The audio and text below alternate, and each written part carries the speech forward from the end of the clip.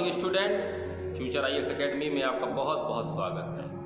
मित्रों, आज मैं क्लासरूम में बैठा हुआ हूँ।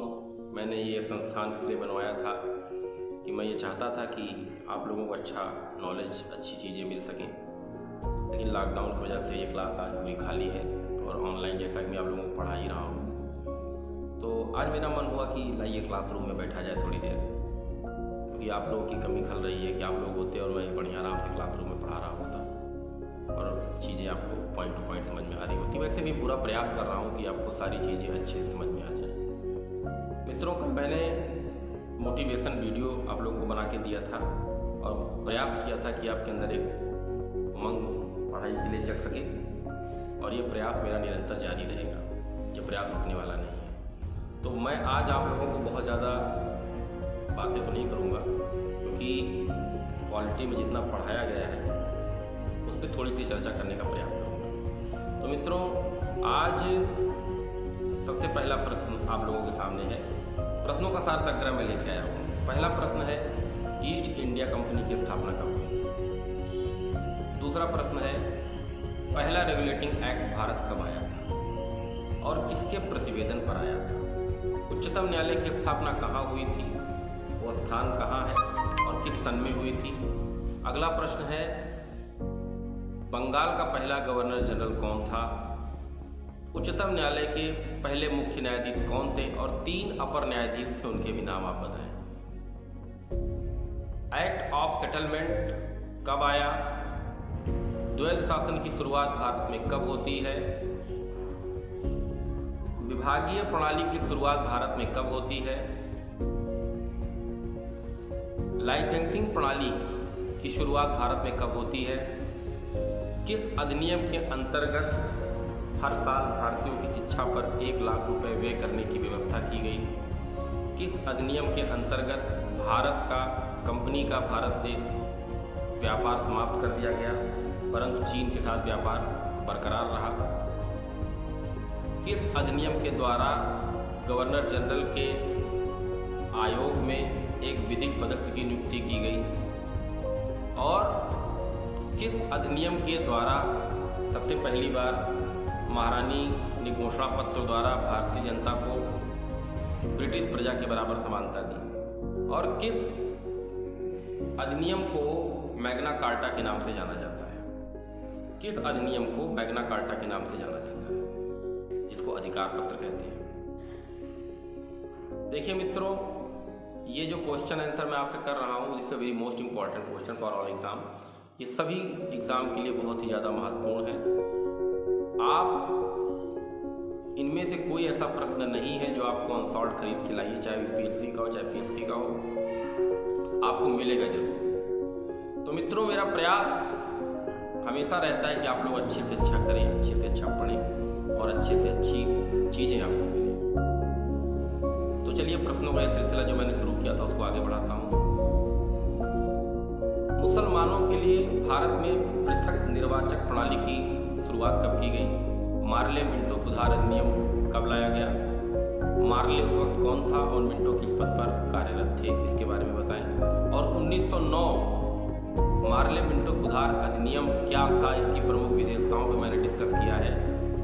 आप इसको प्लीज़ लिख कर, जो यूपीएससी और पीएससी के बच्चे इसके डिटेल को लिखकर 8299033374 पर ज़्यादा से ज़्यादा भेजें, मैं चेक करूँगा।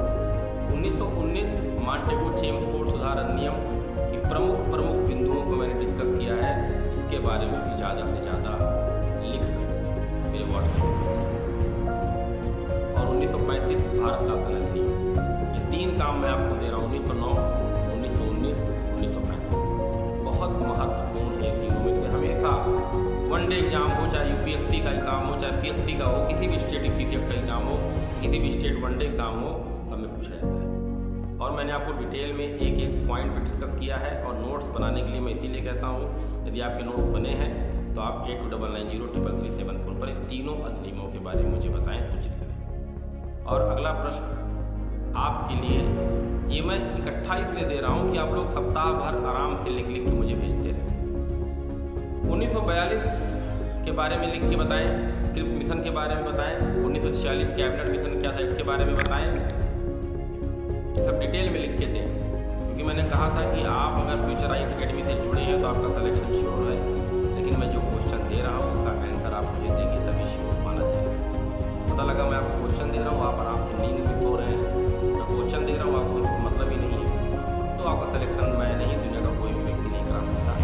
मैं पूरा प्रयास करता हूँ, पूरा प्रयास कर रहा हूँ कि हर दिन हर समय आपके ही बारे में सोचता रहता हूँ, कैसे भी करके कोई बच्चा संस्थान का नाम फ्यूचर IAS अकेडमी टीम इससे ज़्यादा कुछ अच्छा और इससे ज़्यादा कुछ चाहना भी नहीं, किसी चीज़ की कमी माता शेरावाली के आशीर्वाद से है भी नहीं। आप लोगों की आशीर्वाद और दुलार और प्यार से सब कुछ अच्छा चल रहा है और आगे आप लोग का प्यार दुलार रहेगा, माता का आशीर्वाद रहेगा तो अच्छा ही चलता रहेगा। बस जो क्वेश्चन दे रहा हूँ उसको दिल और दिमाग से बैठा लीजिए, एक सादे पेपर पे लिखिए, उसकी फ़ोटो क्लिक करिए, मेरे पास भेजिए। मैं उसको देख के बताऊँ कि हाँ कितना इसमें सही है क्या इसमें गलत है, उसको मैं बिना देखे नहीं बता पाऊँगा। 1946 कैबिनेट मिशन के बारे में लिखिए, माउंट बेटन योजना के बारे में लिखिए, बहुत ज़्यादा महत्वपूर्ण है। और जब भारत स्वतंत्र हुआ है उस वक्त ब्रिटेन में किसकी सरकार थी और कौन सी पार्टी ब्रिटेन में जीत के आई थी, इसके बारे में बताएं। और 1947 भारत स्वतंत्रता अधिनियम के बारे में बताएं। और जब भारत स्वतंत्र हुआ तो कितने सत्र में संविधान बना है, उन सत्रों के बारे में बताएं। और कितनी समितियां बनी हैं, उन समितियों में झंडा समिति हो गई। आजकल के बच्चे हैं ये मोटरसाइकिल पा जाते हैं तो हवा में उड़ाने लगते हैं, ऐसा लगता है कि ज़िंदगी में कभी मोटरसाइकिल अब दोबारा इनको नहीं मिलेगी।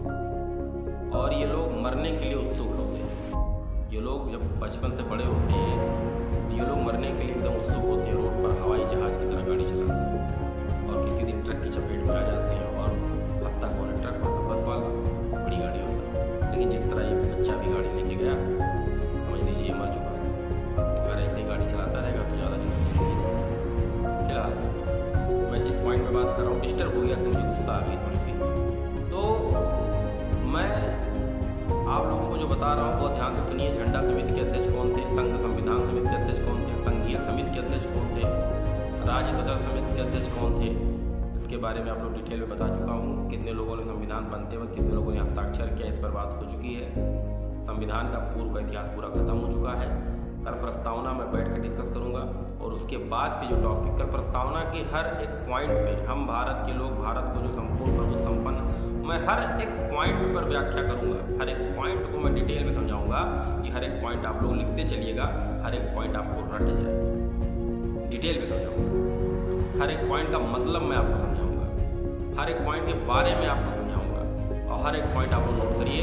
कल का टॉपिक प्रस्तावना कल समझा के एक टॉपिक लिखा के प्री कम टू मेन लिखा के कल समझा दूंगा और वर्षों से जो टॉपिक में पढ़ाऊंगा वो ब्लैक बोर्ड पर एक फ्लो चार्ट बना के आपको समझाना चाहिए और धीरे धीरे आपकी चीज़ें समझ में आती रहेंगी। और वो फ्लो चार्ट आप लोग भी बना लीजिएगा और बनाते बनाते ब्लैक बोर्ड से कॉपी करके अपने नोट्स बनाइए। जितना पढ़ा रहा हूँ उससे ज़्यादा पढ़ने की जरूरत नहीं है, बस जितना पढ़ा रहा हूँ वो चीज़ें आपके दिमाग में होनी चाहिए।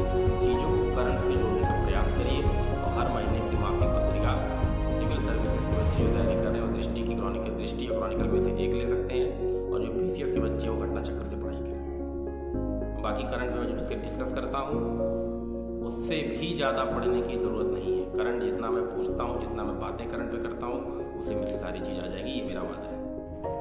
तो मित्रों आज मैंने जितना प्रश्न आपसे पूछा, जो काम मैंने आपको दिया, आशा करता हूँ कि उत्तम स्वास्थ्य और उत्तम बुद्धि के साथ आप इन काम को करके मुझ तक पहुँचाएंगे। और आप जब पहुँचाते हो अंदर बड़ा अच्छा लगता है मुझे कि हाँ मैंने काम दिया और आप लोगों ने पूरा किया। एक लक्ष्य मैंने आपको दिया था, आपने उस लक्ष्य को भेदा, बहुत अच्छा लगता है। लेकिन जब आप लोग मेरे दिए हुए कामों को नहीं करते हो अंदर से बड़ी तकलीफ होती है कि मैं ऐसे पागलों की तरह क्यों भूख रहा हूँ। जब मेरे बच्चे मेरा कहना ही नहीं मान रहे तो मैं क्यों अकेले अपनी सारी एनर्जी वेस्ट कर रहा हूँ। तो कोशिश ये करिए कि ज़्यादा से ज़्यादा क्वेश्चन का आंसर लिखिए सटीक तरीके से और उसको मुझ तक पहुँचाइए।